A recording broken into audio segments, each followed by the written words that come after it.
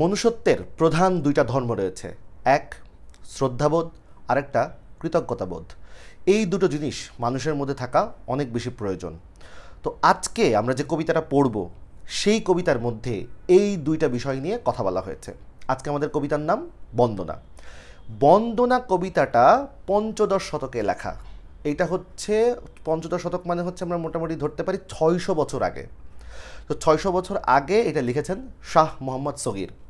শাহ মোহাম্মদ সগীরের যে ইউসুফ জুলেখা, যদিও আরবিতে আমরা এটাকে উচ্চারণ করি ইউসুফ জুলেখা, কিন্তু বাংলাতে এটা বলা হচ্ছে ইউসুফ জুলেখা, সেইটার যে বন্দনা পর্ব, সেই বন্দনা পর্ব থেকে আজকে আমাদের কবিতাটা নেওয়া হয়েছে। এখন আমরা যদি খেয়াল করি যে এই বন্দনা পর্বটা কিন্তু বেশ বড়।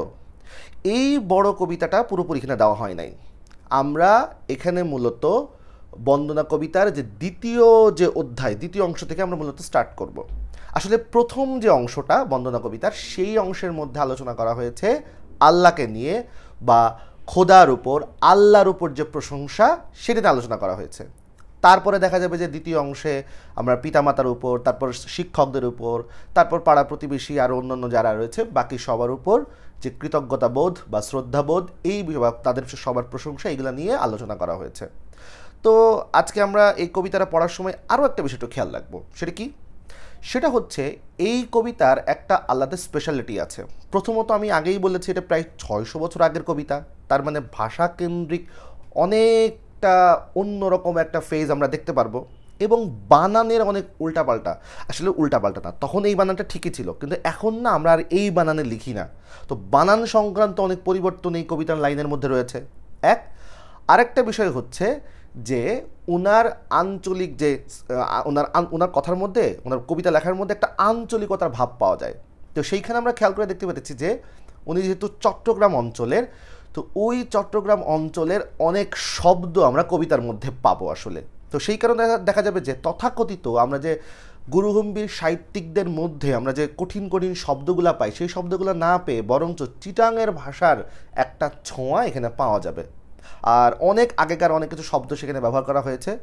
তো সেই কারণে দেখা যাচ্ছে যে লেখাটা পড়তে একটু অন্যরকম হবে। টপিকটা কিন্তু খুব সহজ, কিন্তু যেহেতু পড়তে একটু কঠিন, দেখতে একটু আলাদা, হ্যাঁ, যে এই ধরনের বানানে সাধারণত আমরা পড়ি না, সেই কারণে এই কবিতাটা একটু আমাদের কাছে একটু আলাদা হয়েছে। কিন্তু কবিতার মূল যেই বিষয়টা যেটা বললাম যে শ্রদ্ধাবোধ বা কৃতজ্ঞতাবোধ নিয়ে যে প্রশংসা, এই বিষয়গুলো নিয়ে মূলত আজকের কবিতার মূল থিম লাইন আসলে।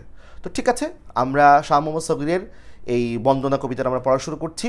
আর আমি শুরুতেই বলেছি যে এটার প্রথম যে অংশটা, সেই অংশটা কিন্তু হলো আল্লাহর উপরে, খোদার উপরে যে প্রশংসা সেটার উপর বলা হয়েছে। তো সেই অংশটা এখানে নেই আসলে, আমরা তার পরের অংশ এখানে ঠিক দ্বিতীয় অংশ থেকে দেওয়া হচ্ছে। তো এখানে মূলত প্রথম লাইনে কি বলা হচ্ছে? প্রথম লাইনে বলা হচ্ছে যে দ্বিতীয়, আশা আমার এখানে সামনে বই রয়েছে, তোমরা বই নিয়ে বসবা, গুরুত্বপূর্ণ অংশগুলো কিন্তু তোমরাও লিখে নিবা, ঠিক আছে? তো এখানে লেখা আছে যে দ্বিতীয় প্রণাম করো, দ্বিতীয় প্রণাম করো মা ও বাপ পায়ে। বানানটা আসলেই দেখতে পাচ্ছি একদম অন্যরকম। প্রথমত, দ্বিতীয়ত প্রণাম। আচ্ছা, এখানে প্রণাম মানে কি? প্রণাম মানে হচ্ছে শ্রদ্ধা করা। প্রণাম মানে কি? শ্রদ্ধা করা। আর করো, এখানে করো বানান, করো বানান কিন্তু একটু অন্যরকম। করো বলা হচ্ছে, তারপর চন্দ্রবিন্দু, হ্যাঁ, এই চন্দ্রবিন্দু দিয়ে কিন্তু আমরা এখন আর লিখি না আসলে, কিন্তু তখনকার সময় লেখা হতো আসলে। করো মানে কি? করো শব্দের মানে হচ্ছে করি। মাও, তো মাও, তাই মাও মানে কি? মা। বাপ মানে পিতা। আর পায়ে, দেখ এ লেখা কিন্তু এ দিয়ে, আর আমরা কিন্তু এখানে এভাবে লিখি না, আমরা লিখি অন্তস্তয়কার এ। তো তাহলে কি বলা হচ্ছে? দ্বিতীয়ত আল্লাহর পরে, যে প্রথমে যেটা আল্লাহর কথা ছিল সেই অংশটা এখানে নেই। দ্বিতীয়ত আল্লাহর পরে প্রণাম করি বা শ্রদ্ধা করতে হবে, কি করি? মা এবং বাপকে। এই মা এবং বাপকে কি করি আমরা? বলো, শ্রদ্ধা করব। জান, আচ্ছা জান মানে কিন্তু চলে যাওয়া না, হ্যাঁ, এই জান মানে হচ্ছে যাদের, যাদের দয়া হন্তে। ওই যে বলেছিলাম চট্টগ্রামের আঞ্চলিক ভাষার একটা প্রভাব এখানে রয়েছে। তো হন্তে, হন্তে মানে হচ্ছে হতে, হ্যাঁ, বা দ্বারা, দুটো অর্থ এখানে মূলত বোঝায়, হতে অথবা দ্বারা। তো এখন যার, জান মানে হচ্ছে যাদের, দয়া মানে তো দয়া, হন্তে মানে হতে বা দ্বারা, এখানে দ্বারা অর্থটা দিলে ভালো বোঝাবে। আচ্ছা, জন্ম মানে জন্ম, হইল বসুধাই।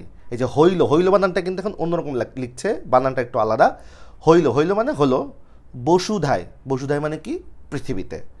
তাহলে যাদের দয়ার দ্বারা, এখানে তাহলে হন্তে মানে অর্থটা কি লিখবো, হন্তে মানে হতে, কিন্তু এখানে দ্বারা অর্থটা দিলে অ্যাপ্রোপ্রিয়েট হয়। তাহলে কি লিখবো আমরা এখানে, যে যাদের দয়ার দ্বারা আমাদের জন্ম হইল এই পৃথিবীতে। আশা করি প্রথম 2 লাইন আমরা বুঝছি।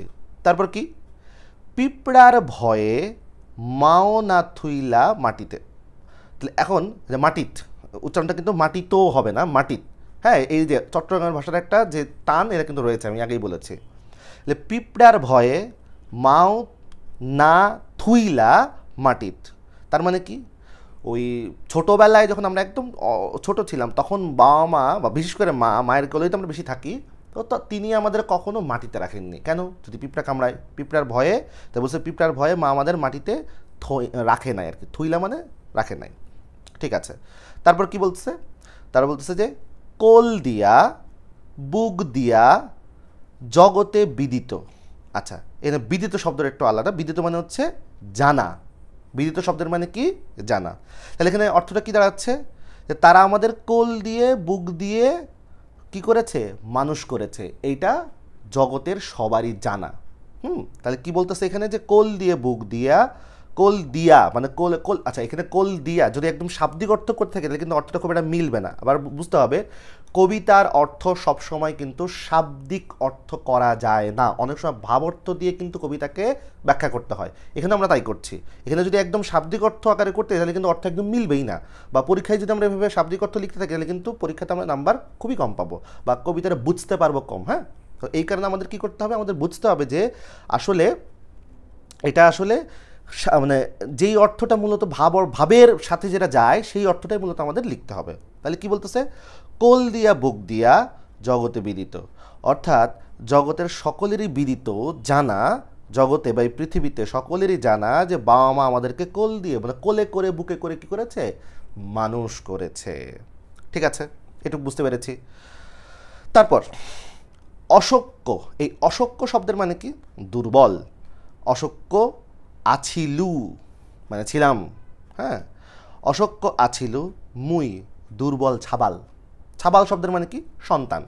আচ্ছা, তাহলে আমরা কি ছিলাম, মুই মানে আমরা, মানে আমরা ছোটোবেলায় কি ছিলাম, সবাই সন্তান হিসেবে খুবই দুর্বল ছিলাম। তাহলে এই যে আমরা ছোটোবেলা, আসলে তো আমরা তো ছোটোবেলায় সবাই অসহায় না, বাচ্চাকালে আমরা তো অসহায় ছিলাম। তাহলে এই অসহায় অবস্থায় আমরা তখন কথা বলতে পারতাম না, আমরা তখন খেতে পারতাম না, হাঁটতে পারতাম না, কিচ্ছু করতে পারতাম না। তাই সেই অবস্থা থেকে আমাদের মানুষ করেছে কে, বাবা মা। তাহলে তারা আমাদের এই দুর্বল থেকে আমাদের সন্তান হিসেবে কি এত বড় অবস্থায় তারা কি করেছে, আমাদের মানুষ করার জন্য কিন্তু তারাই হচ্ছে আমাদের কষ্ট করে এতদূর এনেছে। তা আমরা কি ছিলাম, একেবারেই আছিলু মানে ছিলাম, একেবারে দুর্বল সন্তান হিসেবে আমরা ছিলাম। আচ্ছা, তারপর কি, তান, তান মানে তার, তান দয়া হন্তে, তান দয়া হন্তে হইল এ ধড় বিশাল। আচ্ছা, আগে ধড়ের অর্থটা একটু লিখতে হবে। ধড় মানে হচ্ছে শরীর, ধড় মানে কি, শরীর। তাহলে তাদের দয়া, তার দয়া, তান এখানে যেহেতু তান বলছে তার মানে তাদের বলা যাবে না। তাহলে তান মানে তাদের দয়ায়, মানে তার দয়া, তার বলতে কি, ওই যে মা আর কি, মার কথা বলা হচ্ছে এখানে, যে তার দয়া, তার দয়ার কারণে, তার দয়ার জন্য, তার দয়ার দ্বারা আমাদের এই বিশাল ধড় হইল, মানে বিশাল শরীর হইল, মানে আমাদের এখন এত বড় শরীর। যে আমাকে তো ছোটোবেলায় আমার বাবা মা মানুষ করেছে, তাহলে আমি এত বড় হয়েছি, তার পেছনে অবদান কার সবচেয়ে বেশি, অবশ্যই বাবা মা। আচ্ছা, আগে তো খোদা আল্লাহ, তারপরে হচ্ছে বাবা মা। ঠিক আছে, এই কথাটা বললো হচ্ছে কার সম্পর্কে, মায়ের সম্পর্কে। ঠিক আছে, এইবার বলবে কার সম্পর্কে, পিতার সম্পর্কে। কি বলতেছে, না খাই খাওয়ায়ে পিতা না পড়ি পড়ায়, মানে পিতা আমাদেরকে না খেয়ে খাওয়াইছেন এবং না পড়ে পড়াইছেন, খুবই স্বাভাবিক, সব পিতারাই করেন আসলে। কত দুঃখে, কত দুঃখে, যে দুঃখে বানানটা কিন্তু এখানে একদম আলাদা। আমি বারবারই বলছি যে বানানটা সেই সময়কার অনুযায়ী স্ট্যান্ডার্ড, কিন্তু এখন হয়তো এই বানানটা আমরা একদমই ব্যবহার করি না। ইভেন তোমরা যখন সৃজনশীলে এটা ব্যাখ্যা লিখবা তখন কিন্তু হচ্ছে তোমাদের যে এখনকার স্ট্যান্ডার্ড বানান সেটাই লিখবা। ওকে, আচ্ছা, কত দুঃখে কত দুঃখে একে একে বছর গোয়ায়, মানে আমাদের মানুষ করতে গিয়ে তারা অনেক দুঃখ কষ্ট কি করেছেন, সহ্য করেছেন। তারপরে এই একে একে এক একটা বছর কি করেছেন, গোঙায়ে। এই গোঙায়ে শব্দের মানে হচ্ছে অতিবাহিত করা বা পার করা। হ্যাঁ, অনেক দুঃখ বা কষ্টে আমাদের কি করেছে, বাবা মারা আমাদেরকে আসলে মূলত এক একটা বছর আমাদেরকে পার করেছে। পিতাক, পিতাক মানে পিতার কথাই বলা হচ্ছে। নেহায়, নেহায় শব্দের মানে হচ্ছে স্নেহে বা ভালোবাসায়। নেহায় মানে কি, স্নেহে বা ভালোবাসায়। জিউ, এই জিউ মানে কি, জিউ মানে হচ্ছে আয়ু। হ্যাঁ, আমাদের আয়ুটাকে বলা হয় হচ্ছে জিউ বা জীবিত থাকা, যেটাকে বলা হয় আর কি। আচ্ছা, ওই যখন বলে না জিও, হিন্দির একটা কথা বলে জিও, তো ওই জিও মানে কি, বেঁচে থাকো বা অনেক বড় হয় এরকম কিছু একটা, মানে ওই জিউ বলতে কিন্তু ওখান থেকে কথাটা আসছে, যে জিউ মানে হচ্ছে আয়ু বা জীবিত থাকা। তাহলে কি কথাটা কি বললো, যে পিতাক নেহায়, পিতাক নেহায়, পিতার স্নেহে বা ভালোবাসায়, জিউ জীবন যৌবন। অর্থাৎ পিতার স্নেহে ভালোবাসায় আমাদের এই আয়ুটা আমাদের জীবনে যৌবনে রূপ নেয়। আমাদের জীবনে কী খায়, যৌবনে, মানে আমাদের এই এত বড় আমরা এই যৌবন বয়সে আমরা চলে আসি তাদের স্নেহ ভালোবাসায়।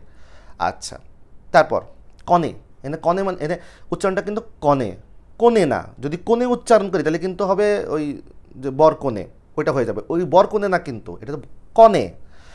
কনে, কনে মানে কি, কখনো, কখনে, কনে বা সুদীব। সুদীব মানে কি, সুদীব শব্দের মানে হচ্ছে শোধ করা।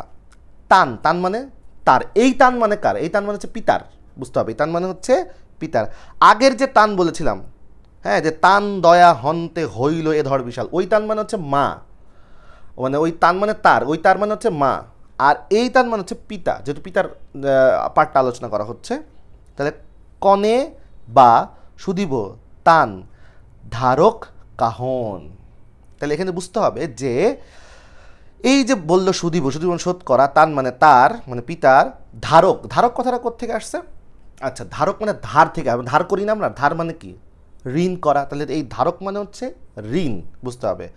আর কাহন, কাহন মানে তো আসলে কাহনের অনেকগুলো অর্থ রয়েছে। কাহন মানে আমরা জানি যে গল্প এরকম বোঝায়, বা কাহিনী থেকে কাহন কথাটা আসছে, কিন্তু এখানে বুঝতে হবে এই কাহন মানে হচ্ছে টাকা।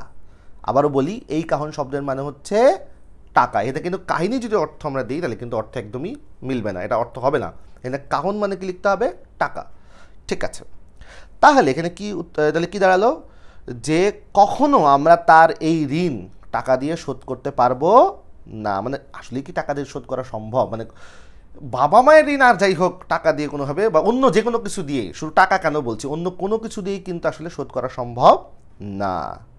তাহলে আমরা দেখলাম যে বাবা মায়ের কথা বললো, সেখানে প্রথমে মায়ের কথা এবং বাবার কথা আলাদা করে বললো। এখন বলবো হচ্ছে শিক্ষকের কথা। তো কি বলছে, ওস্তাদে প্রণাম করো, মানে ওস্তাদকে শ্রদ্ধা করো বা প্রণাম করো, পিতা হন্তে বাড়, পিতার থেকে, যে এইখানে হন্তে, এখানে হন্তে মানে কিন্তু দ্বারা বোঝাবে না, এইখানে হন্তে মানে হচ্ছে থেকে, ঠিক আছে, এখানে হন্তে মানে হচ্ছে থেকে। পিতা হন্তে বাড়, বাড় মানে কি, বাড় শব্দের মানে হচ্ছে বেশি। এই যে আমরা একটা কথা বলি না, বেশি বার বেড়ে গিয়েছিস, তো এই যে বাড়, বাড় মানে কিন্তু বেশি, হ্যাঁ, বা বাড়ন্ত, তো কিন্তু বাড়ন্ত কথা বোঝাবে না, বেসিক্যালি বাড় মানে হচ্ছে বেশি। তাহলে কি বোঝালো, ওস্তাদে প্রণাম করো, পিতা হন্তে বাড়। তাহলে ওস্তাদকে পিতার থেকেও বেশি শ্রদ্ধা করতে হবে। এটা আমরা শুনে থাকি প্রায়, যে আসলে বাবা মায়ের থেকেও কিন্তু অনেক উপরে হচ্ছে শিক্ষকদের বা ওস্তাদদের অবস্থান। এবং আরও কি বলছে, দোসর। আচ্ছা, এই যে এখানে একটা কথা বুঝতে হবে, দোসর মানে কিন্তু এখানে আমরা বুঝি দোসর মানে কি, বন্ধু না, এখানে দোসর মানে কিন্তু বন্ধু অর্থ লেখা যাবে না। দোসর মানে কি লিখতে হবে, দোসর মানে হচ্ছে দ্বিতীয়। কি করে হলো, আচ্ছা, দোসর কথা আমরা যে প্রায় বলি না, দোসরা পহেলা, দোসরা, হ্যাঁ, দোসরা সেপ্টেম্বর, দোসরা অক্টোবর, এরকম বলি না আমরা। তো এইখানে দোসর মানে হচ্ছে দ্বিতীয়। ওকে, বুঝতে পেরেছি। দোসর জনম, জনম মানে জন্ম, দিলা তিহ, দেখছো বানানটা কি একদম অন্যরকম, আগেই বলেছি বানান নিয়ে অনেক কথা বলেছি। তিহ, তিহ মানে হচ্ছে তিনিও, তাহলে তিনি আমাদের কি দিলেন, দোসর জন্ম দিলেন সে। আচ্ছা, এইবার এই শব্দের উচ্চারণ নিয়ে আমি একটা কথা বলি, সেটা হচ্ছে যে এটার উচ্চারণ আমরা অনেক রকম করি। অনেকে আমরা বলি হচ্ছে আম্মার, হ্যাঁ, বা আক্ষার, এরকম টাইপের উচ্চারণ করার চেষ্টা করি। না, এরকম একটা উচ্চারণও হবে না। আমি এই উচ্চারণটা করে দিচ্ছি, আশা করি এরপর থেকে এই শব্দটার উচ্চারণ নিয়ে আর কারোর প্রবলেম হবে না। এই শব্দটার উচ্চারণ আমহার। হ্যাঁ, আমি আবারও বলছি, এই উচ্চারণ কি, আমহার, কারণ এটা হয় ম। হ্যাঁ, যেমন আমরা বলি না যে ব্রাহ্মণবাড়িয়া, তো ওটা উচ্চারণ কিন্তু ঠিক না, ওটা উচ্চারণ হচ্ছে ব্রাহ্মণবাড়িয়া। তাহলে এইটা যেমন আমরা বলি ব্রাহ্মণ, উচ্চারণ তো ব্রাহ্মণ না, ব্রাহ্মণ। তাহলে এখানে কি আমহার, আশা করি বুঝতে পেরেছি। তাহলে আমহার মানে কি? আমার। আমহার মানে কি বললাম? আমার। তাহলে ওস্তাদ কি করেছেন? ওস্তাদ আমাকে মূলত তিনি আমাকে বা আমাকে সে আমাকে কি করেছে? দ্বিতীয়বার জন্ম দিয়েছে বা জন্ম দিয়েছে। আসলে এই দ্বিতীয়বার জন্ম দেওয়া জিনিসটা কি আসলে? আসলে দ্বিতীয়বার কি জন্ম দেয়? না না না, জন্ম তো পৃথিবীতে আমাদের একবারই হয় এবং সেটা পিতামাতার মাধ্যমে হয়। এখন এই দ্বিতীয় জন্ম দ্বারা কি বুঝাইছে?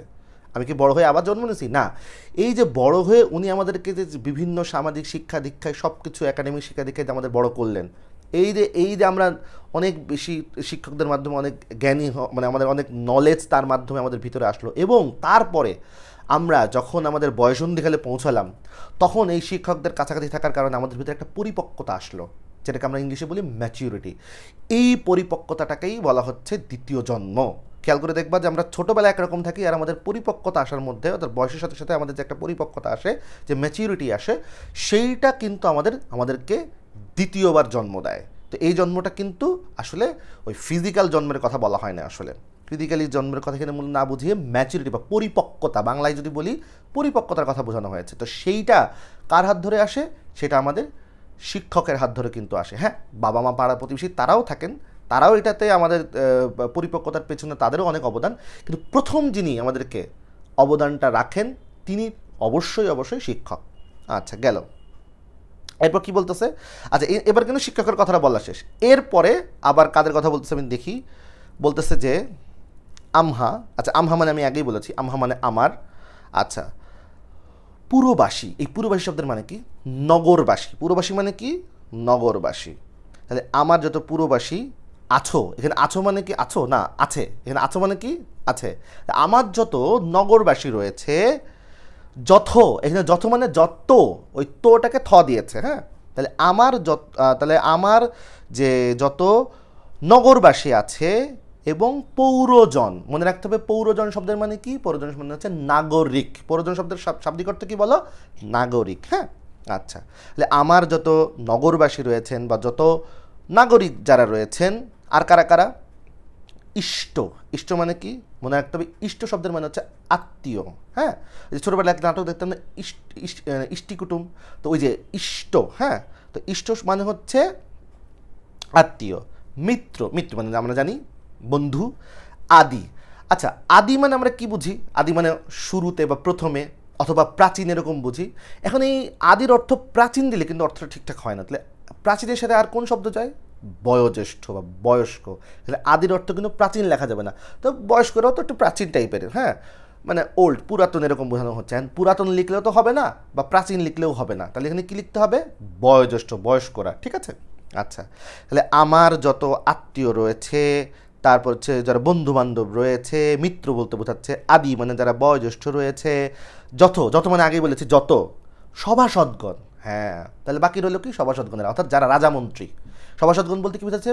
বোঝালো তাই তখনকার সময়ে রাজামন্ত্রীদের কথা বলা হচ্ছে আর কি। এখন তো আমরা যেটাকে প্রেসিডেন্ট বা প্রধানমন্ত্রী এরকম বলি। ঠিক আছে, তো এখন তাহলে আমার যত নগরবাসী যত আছেন, যত নাগরিক রয়েছেন, যত আত্মীয় রয়েছে, বন্ধুবান্ধব রয়েছে, যত বয়োজ্যেষ্ঠ ব্যক্তি রয়েছে, হ্যাঁ, তারপর হচ্ছে যত রাজামন্ত্রী যারা রয়েছেন, তাদের সবার প্রতি আমার হচ্ছে ভক্তি শ্রদ্ধা। তো কী বলছে? তান। তান মানে হচ্ছে তাদের, এখানে তান মানে হচ্ছে তাদের বলতে হবে। তাদের সভান। সভান শব্দের মানে কি? সবার। তাদের সবার পদে, পদে মানে পায়ে, তাদের সবার পায়ে মোহার। এই মোহার মানে কি? মোহার মানে আমার। মোহার মানে কি? আমার। তাহলে আমরা এর আগে বলেছি আমহার মানেও আমার, তারপর মোহার মানেও কিন্তু হচ্ছে আমার, মনে রাখতে হবে। ঠিক আছে, তারপর হচ্ছে মোহার বহুল। বহুল মানে অনেক, প্রচণ্ড, প্রচুর। ভকতি, তাহলে ওই যে আমরা বলি না ভক্তি শ্রদ্ধা, তো ওইটাকে ভক্তি কথাটাকে ভেঙে বলা হচ্ছে ভকতি। ভকতি মানে কি? শ্রদ্ধা। তাহলে এই আমার যারা নগরবাসী রয়েছেন, যত নাগরিকগণ, যত আত্মীয়, বন্ধু, বয়োজ্যেষ্ঠ, যত রাজামন্ত্রী যারা রয়েছেন, সবার পায়ের উপর বা সবার পায়ে আমি কি করি? সবার পায়ের উপর আমি শ্রদ্ধা রাখি, অর্থাৎ সবার পায়ে পড়ে আমি শ্রদ্ধা করব। অর্থাৎ যারা আমার সিনিয়র সিটিজেন যারা রয়েছেন, তাদের সবাইকে আমি একদম পায়ে ধরে শ্রদ্ধা করব, যেটাকে সালাম বা কদমমুচি যেটাকে বলা হয় আর কি। আচ্ছা, তারপর কি বললো? সপুটে। সপুটে মানে একদম করজোরে বা নিজ হাতে। হ্যাঁ, ওই যে সপুটে, পুট মানে হচ্ছে আমরা জানি যে কবজির বা হাতের কথা বলা হচ্ছে বা করের কথা বলা হচ্ছে, তাহলে সপুটে মানে একদম হ্যাঁ নিজ হাতে। আমরা একটা কথা বলি না যে সপাটে চর মেরেছে, তো সপাটে চর মারা মানে কি, মানে একদম করজোরে, মানে আমার করের মধ্যে যত জোর আছে সেই জোর দিয়ে চড় মেরেছে, এই জন্য এটাকে বলা হয় সপাটে চড়। তো এখানে সপুটে মানে নিজ হাতে বা নিজ করজোরে, হ্যাঁ নিজ করজোরে কী করা হয়েছে? প্রণাম করব। মোহার, আচ্ছা মোহার মানে আমি আগেই বলেছি, মোহার মানে হচ্ছে আমার মনোরথ গতি। আচ্ছা মনোরথ মানে কি? আচ্ছা মনোরথ মানে হচ্ছে মনের রথ, মানে মনের ইচ্ছা। আমার মনের খুব ইচ্ছা যে আমি কি করব, সবাইকে করজোরে নিজ হাতে কি করব, সবাইকে আমি প্রণাম করব। আচ্ছা, এখানে গতি মানে স্পিড বোঝাবে? না না না, এখানে যে আমার যে প্রবল ইচ্ছা সেইটাকে বুঝাইছে।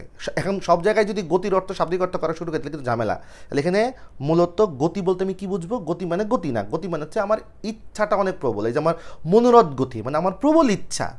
গতি বলতে এখানে কি? প্রবল, প্রচণ্ড, আমার প্রচণ্ড ইচ্ছা যে আমি তাদের নিজ হাতে করজোরে তাদেরকে আমি কি করব, আমি হচ্ছে প্রণাম করব। আচ্ছা, এবার সর্বশেষ দুইটা লাইন, সেটা এখানে কি বলছে? মোহাম্মদ সগীর হীন বহ পাপ ভার। চিন্তা করো, উনি নিজে কাছা, এটা হয় আর কি, আমরা আসলে নিজেদেরকে যদি এখন বলি আমি এই সেই, নিজের প্রশংসা নিজে করলে হয় না। আসলে নিজের প্রশংসা কখনো নিজে করতে হয় না, আসলে নিজেকে সবসময় ছোট দেখাতে হয়, এটাকে বলা হয় বিনয় দেখানো। হ্যাঁ, তো মোহাম্মদ সগীর কি বলতেছে? মোহাম্মদ সগীর সে নিজে বলতেছে যে হীন আমি, মানে আমি অনেক ছোট, আমি ক্ষুদ্র। এখানে হীন বলতে ছোট বা ক্ষুদ্র বোঝাচ্ছে। হ্যাঁ, তারপর বহ পাপ ভার, বহ মানে বহন করি, পাপ ভার মানে অনেক পাপের ভার আমি বহন করছি, আমি অনেক ক্ষুদ্র মানে ছোট, আমি তো অনেক পাপের ভার বহন করছি। তাই তিনি বলছেন যে সভানক, সভানক মানে সবার, সভানক মানে আমি আগে বলি সভান মানেও সবার, আবার সভানক মানেও সবার, সবার পদে মানে পায়ে দোয়া চাই, দোয়া মাগো। আচ্ছা, এখানে মাগো মানে কিন্তু মাকে ডাকছে না। হ্যাঁ, এই মাগো মানে হচ্ছে কামনা করা বা চাওয়া। হ্যাঁ, ওই যে আমরা হিন্দিতে শুনি দোয়া মাঙেই, তো দোয়া মাঙেই মানে কি? দোয়া চাওয়া, তো সেখান থেকে মাগো কথাটা আসছে। হ্যাঁ, তো দোয়া মাগো বারবার, অর্থাৎ আমি যেহেতু অনেক পাপী বান্দা, আমি খুবই ক্ষুদ্র একজন মানুষ, আমি খুবই ছোট, আমার যোগ্যতা একেবারেই কম, তা আমার মতো এরকম পাপী মানুষ আমি সবার কাছে কী চাই? সবার পায়ে পড়ে আমি সবার কাছে হচ্ছে বারবার দোয়া চাই। আশা করি এই কবিতাটা সবাই বুঝতে পেরেছ। ইনশাল্লাহ পরবর্তীতে আবার অন্য কোনো একটা ভিডিওতে দেখা হবে।